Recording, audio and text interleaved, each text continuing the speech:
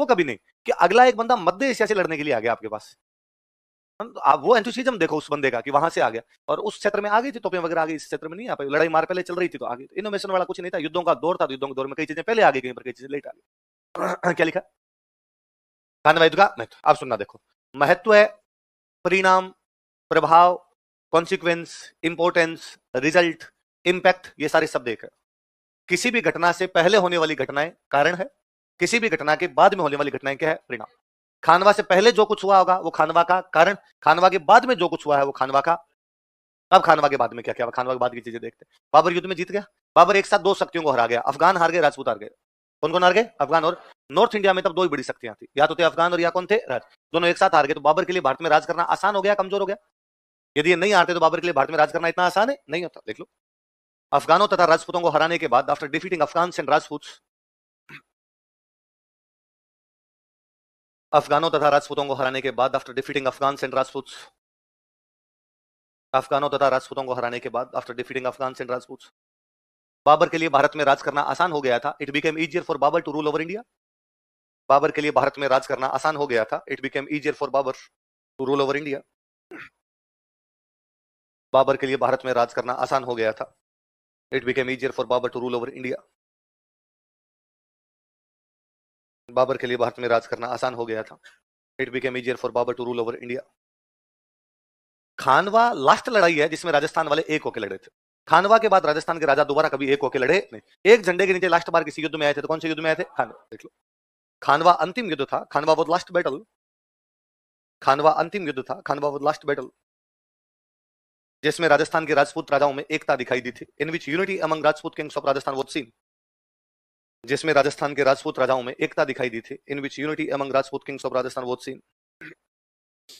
जिसमें राजस्थान के राजपूत राजाओं में एकता दिखाई दी थी। In which unity among Rajput kings of Rajasthan was scene.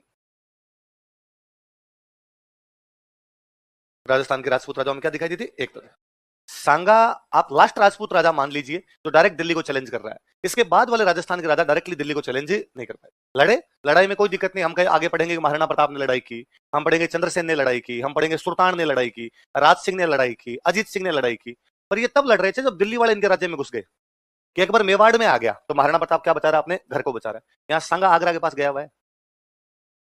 सांगा कहां जाके लड़ रहा है, बाड़ी लड़ रहा है, बयाना लड़ रहा है, खानवा लड़ रहा है। सांगा मेवाड़ में नहीं लड़ रहा, अपनी बाउंड्री क्रॉस करके लड़ रहा है। अगली बार से जब भी कोई लड़ रहे थे सांगा के बाद वाले, अब वो है, आप यूं मान लीजिए आपका घर है, मैं आपके घर पर कब्जा करने के लिए आ गया तो आप कोशिश करोगे कि आपका घर आपके हाथ से जाना नहीं चाहिए। एक है कि आपको मेरा घर तो मेरे पास है, पड़ोस वाला 2-3 प्लॉट और दबाऊं, है ना। सांगा वाली वो है कि सांगा लड़ने के लिए कहां जा रहा है, बाड़ी जा रहा है ना, बयाना जा रहा है, खानवा जा रहा है। सांगा के बाद में कोई भी राजपूत राजा इस प्रकार से डायरेक्ट दिल्ली को चैलेंज, वरना वो बाड़ी के आसपास जाकर आगे आगे के थोड़ा, है ना, वो बयाना जाके लड़ रहा है। बयाना आगरा यार 50-60 किलोमीटर का डिफरेंस है।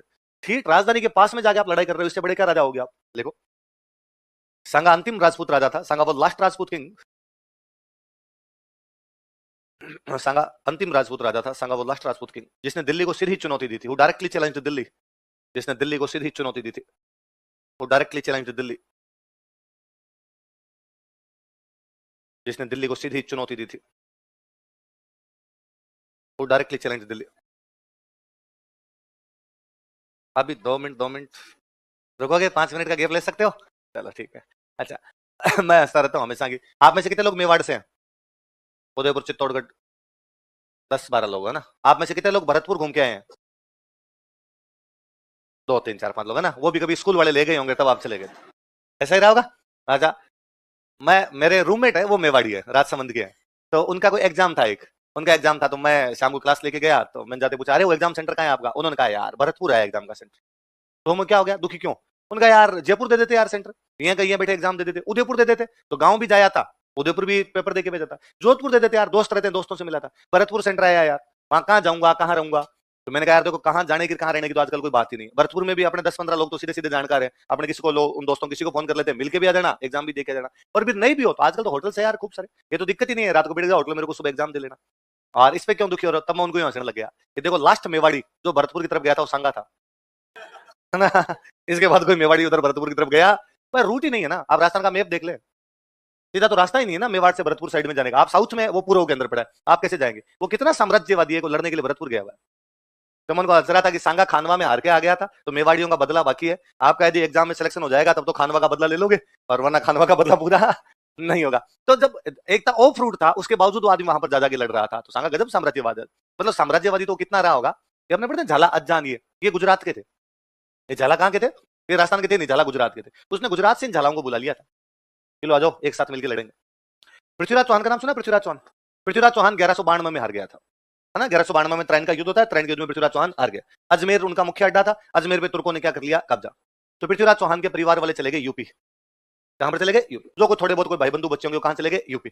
पृथ्वीराज चौहान की एक ब्रांच चली गई रणथंभौर। कहां चली गई?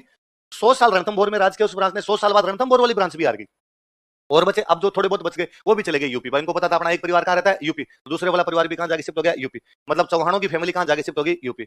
सांगा खानवा के उससे पहले यूपी वाले चौहानों को बुला लेता है, और यूपी वाले चौहानों को कहता है कि तुम साथ देने के लिए आओ, अपने खानवा में मिलकर लड़ेंगे, बाबर को हटाते हैं यहाँ से, दिल्ली आगरा दोनों पर कब्जा करते हैं। आगरा तो अफगानों को दे देंगे क्योंकि इब्राहिम लोदी का इनका था, महमूद लोदी लड़ रहे हैं, दिल्ली दे देंगे चौहानों को, क्योंकि लास्ट में सबसे कोई राजपूतों में किसी ने दिल्ली पर राज किया था तो वो पृथ्वीराज चौहान रहे थे, तो दिल्ली चौहानों को दे दी जाए और ये इनको दे दी जाए, आज मिलकर लड़ते हैं। तो आगे चौहान उधर से यूपी से लड़ने के लिए आगे, लेकिन दिल्ली पर इनका कब्जा ही नहीं हुआ, आगरा दिल्ली पर इनका कब्जा ही नहीं हो पाया, क्योंकि तो खानवा में खुद ही हार गए। तो उन चौहानों ने कहा अब आपने हमें बुलाया था, अब हम किधर जाएं? तो सांगा ने कहा एक बार मेवाड़ रुको, थोड़े दिन बाद वापस लड़ाई करेंगे तब दिलवा दूंगा। लेकिन थोड़े दिन बाद समय नहीं आया, थोड़े दिन बाद इस युद्ध के थोड़े दिन बाद सांगा की क्या हो गई? डेथ। उनको सांगा ने मेवाड़ में बसा लिया था, उनको मेवाड़ में यहीं पर रख लिया था। वो चौहान कहां से आए थे? यूपी। यूपी अपने से पूर्व दिशा में या पश्चिम? पूर्व। पूर्व में अपने पश्चिम में, तो यूपी को ईस्ट में हो गया, अपने वेस्ट में। आज भी मेवाड़ में चौहानों कहते हैं पूर्वी है, क्या कहते हैं? वो पूर्वी है। सारे खानवा से बुलाए थे, खानवा में बुलाए थे सांगा ने, तो पूरे उत्तर भारत के लोग इकट्ठे कर गया था। उसकी कितनी चलती होगी, कितना विजन रहा होगा उसके पास कि वो एकदम आउट साइड में जाके वहां पर लड़ाई कर गया था। तो इस प्रकार का लास्ट राजा था जिसने इस प्रकार चैलेंज कर दिया था। उसके बाद वाले भी लड़े। अच्छा, उसके बाद वाले क्यों नहीं लड़े? क्योंकि उसके बाद इतने संसाधन वाला राजा नहीं बना था, क्योंकि उसका साम्राज्य विस्तार बहुत ज्यादा था। इसके बाद इतने साम्राज्य विस्तार वाला राजा बना नहीं। इतना ज्यादा संसाधन, जब साम्राज्य छोटे हैं तो संसाधन भी कम है, संसाधन कम है तो आपकी सेना भी छोटी है, सेना छोटी है तो आप बाहर कभी अटैक करने के लिए जा नहीं पाओगे। सामने वाला बहुत ताकतवर है तो सामने वाला आपकी तरफ आएगा तो आप रोक सकते हो, उसकी तरफ कब्जा कर नहीं सकते। देखो अगला, सांगा के बाद बड़े हिंदू राजा नहीं बचे थे। There were no great Hindu kings after Sangha. संगा के बाद बड़े हिंदू राजा नहीं बचे थे। There were no great Hindu kings after Sangha. सांगा के बाद बड़े हिंदू राजा नहीं बचे थे। There were no great Hindu kings after Sangha. जिससे हिंदू कला व संस्कृति को नुकसान पहुंचा, which damaged Hindu art and culture. जिससे हिंदू कला व संस्कृति को नुकसान पहुंचा, which damaged Hindu art and culture. जिससे हिंदू कला व संस्कृति को नुकसान पहुंचा, which damaged Hindu art and culture. कैसे? जब राजा बड़ा होता है तो रिसोर्सेज ज्यादा है, रिसोर्सेज ज्यादा, धन ज्यादा है, धन ज्यादा तो अधिक मंदिर बनेंगे, है ना, अधिक पेंटिंग्स बनाई जाएगी, अधिक बुक्स लिखवाई जाएगी। अब जब राजा ही छोटा है तो या तो हथियार खरीद ले, या महल बनवा ले, है, या तो सेना बना ले, और या मंदिर बनवा दे। जब मंदिर, महल, चित्रकला, साहित्य इनका विकास नहीं होगा तो कला संस्कृति को फायदा होगा या नुकसान पहुंचेगा? नुकसान पहुंचा। अच्छा, जब आप हारते हो ना तब आपकी कमियां सामने आती है। जब तक आप जीतते रहते हो तो आपकी कोई भी कमी दिखती ही नहीं, हारते हो तब आपका पता चलता है। आप जैसे खानवा हारे तो आपको पता चले, अरे अपनी सेना तो एक होकर लड़ती ही नहीं है, वरना ये सेम सेना पहले जीत रही थी तब ठीक ठाक था उनके। हारे तो पता चला अरे तोपें लानी भी जरूरी है। हारे तब पता चला कि हाथी नहीं घोड़े। हारे तब पता चला कि हल्के हथियार होने चाहिए, भारी हथियार होने। तो इस युद्ध ने राजपूतों की जो युद्ध की कमजोरियां थी उनको एक्सपोज कर दिया था कि इनके युद्ध में क्या क्या कमजोरियां होती। देखो, इस युद्ध ने, दिस बैटल राजपूतों की सामरिक कमजोरियों को उजागर कर दिया था। Exposed strategic weaknesses of Rajputs. राजपूतों की सामरिक कमजोरियों को उजागर कर दिया था। Exposed strategic weaknesses of Rajputs. राजपूतों की सामरिक कमजोरियों को उजागर कर दिया था। Exposed strategic weaknesses of Rajputs. राजपूतों की सामरिक कमजोरियों को क्या कर दिया था? उजागर कर दिया था ना भाई। आप जब तक आपका नुकसान नहीं होगा तब तक आपका कमियों की तरफ ध्यान जाएगा नहीं। मैं हमेशा सिंपल सा एग्जांपल देता हूं कि 2019 में क्रिकेट का वर्ल्ड कप था, अभी चल रहा है, तो 4 साल पहले था 2019 में इंडिया सेमीफाइनल में आ रही। उससे पहले इंडिया ने लगभग सारे मैच जीत लिए थे। कोई एक मैच इंग्लैंड या साउथ अफ्रीका किससे एक मैच हारी थी? इंग्लैंड से कोई एक मैच हारी थी इंडिया, बाकी लगभग इंडिया ने मैच जीत जात ली थी उसमें। जब इंडिया जीत रही थी तो अखबारों में लिखा था विराट कोहली की प्रभावी कप्तानी, है ना, भारत का तेज गेंदबाजी आक्रमण या भारत का अच्छा गेंदबाजी आक्रमण, सब कुछ चंगा चंगा चंगा अच्छा चल रहा था, कोई कमी नहीं। हम सेमीफाइनल हार गए, 150 ही नहीं कर पाए, 250 रन बनाए न्यूजीलैंड ने, और हम 250 भी पीछे चेज ढंग से कर नहीं पाए। जब हारे तब आया, अरे इस टीम में तो 4 विकेट कीपर है, केएल राहुल, एमएस धोनी, दिनेश कार्तिक, ऋषभ पंत। ऐसी कौन सी टीम है जिसमें 4 विकेट कीपर खिला लेते हो तुम? तब पता चला कि इस टीम के पास मिडिल ऑर्डर तो था ही नहीं। ऊपर वाले 3 रन बना रहे थे, केएल राहुल, रोहित शर्मा, विराट कोहली, वो रन बना रहे तब ठीक है, एक मैच में उन्होंने नहीं बनाए तो नीचे वालों ने बता दिया कुछ नहीं है। तब पता चला कि पूरे टूर्नामेंट में तुम्हारे 2 स्पिनर मिलकर 4 विकेट ले पाए, तो 4-5 विकेट थे कुलदीप यादव के, राजेंद्र चहल के। तो समझ में आएगा अच्छा ये कमी है, ये कमी है, ये कमी है। वही टीम जीत रही थी तब तक ये कमी नहीं दिखी। वो सेम टीम जीत रही तब तक किसी ने कहा स्पिनर खिलाई क्यों रहे हो जब भी विकेट नहीं ले रहे? आप मिडिल ऑर्डर में कोई ढंग का बैट्समैन क्यों नहीं रख रहे? आप इतने इतने विकेट कीपर के साथ कैसे खेल रहे हो? जब तक आप जीतते रहते हो तब तक ठीक ठाक रहता है। जैसे आप हारते हो, आप पढ़ाई कर रहे हो, आप प्री फेल हो गए, आपने कितनी भी पढ़ाई की थी, आप मेंस फेल हो गए, आपने कितनी भी पढ़ाई की थी, लोग आपकी 100 कमियां बताएंगे। भाई साहब जयपुर बैठा ही है, बाकी हमें पता है पड़ता। 2 बार तो हमने देखा इधर उधर भटकते हुए चौराहे पे सीधा सीधा। और यदि आप पास हो गए, भले आप थोड़े बहुत कम पढ़े थे, दूर दराज के लोग भी कहेंगे पहले से पता ही था। इसका नहीं होता तो किसका होता है ना? जब आप हारते हैं तब आपकी कमियां दिखती है, जब आप जीतते हैं तो आपकी कमियां दिखती। हार ने एक्सपोज किया, कमियां सामने ला, ये भी कमी है, ये भी कमी है, ये भी कमी। अच्छा बाबर इस युद्ध को जीत गया था खानवा, तो क्या बाबर ने राजस्थान पे कब्जा कर लिया? क्या बाबर ने मेवाड़ पर कब्जा कर लिया? वो युद्ध जीता है, पर उसके भी समझ में आ गया था कि आगे बढ़ने में कोई मतलब है।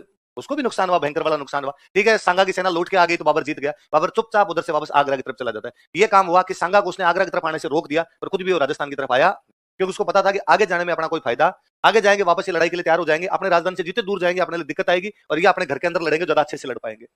बाबर के बाद में राजा बनता है हुमायूं। कौन बनता है?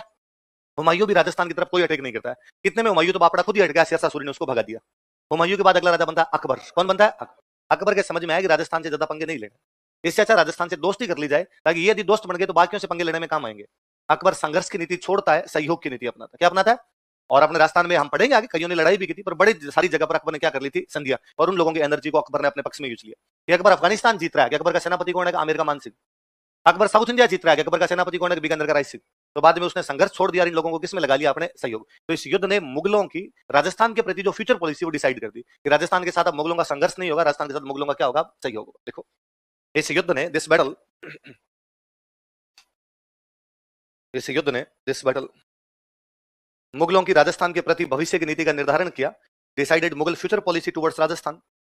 मुगलों की राजस्थान के प्रति भविष्य की नीति का निर्धारण किया। Decided Mughal future policy towards Rajasthan.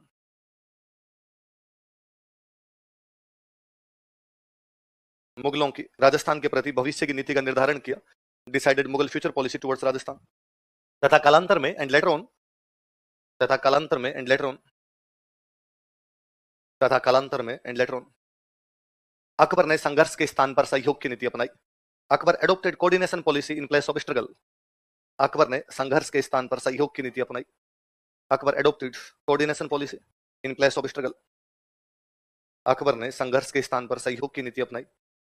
Akbar adopted coordination policy in place of struggle. संघर्ष के स्थान पर कौन सी नीति अपनाई? तो ये हो गया आपके खानवा के युद्ध का महत्व। अच्छा खानवा में सांगा घायल हो गया था, घायल होने के बाद सांगा को लेके आए। आपने दौसा में एक जगह पड़ती है बसवा। कौन सी जगह पड़ती है? कौन सी जगह? बसवा। कहां पड़ता है? दौसा। दौसा में। यहाँ सांगा का इलाज किया, सांगा को होश आ गया। होश आ गया, सांगा ने पूछा भाई अपने कहां पे हैं? तो कहा सर अपने बसवा है। खानवा में क्या बात? खानवा में अपने हार गए। तो सांगा यहां से आ जाता है रणथंभौर। कहां चला जाता है? रणथंभौर जाके बैठ जाता है। इतने में सांगा को समाचार मिला कि बाबर चंदेरी जा रहा है।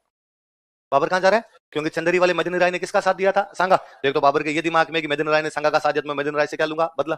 फिर चंदेरी कहां पड़ता है? मालवा। और मालवा बहुत खेती वाली जगह थी। दिल्ली में जो कोई राजा बनता हो चाहेगा कहां पर कब्जा कर ले? मालवा। और मालवा में कब्जा करने के लिए मालवा के शक्तिशाली राजा को हराना जरूरी है। मालवा में शक्तिशाली कौन हो रखा था? मदनी राय। तो बाबर किससे लड़ने के लिए जा रहा था? मदनी राय। ये बात सांगा को रणथंभौर में पता चली। तो सांगा ने कहा मदनी राय ने अपना साथ दिया था, अपने आप किसका साथ देने के लिए चलते हैं? मदनी राय। वैसे भी बाबर से अपने को बदला लेना है, अपने खानवा में आ रहे थे, बाबर से बदला लेने का ठीक मौका है, अपने चलेंगे।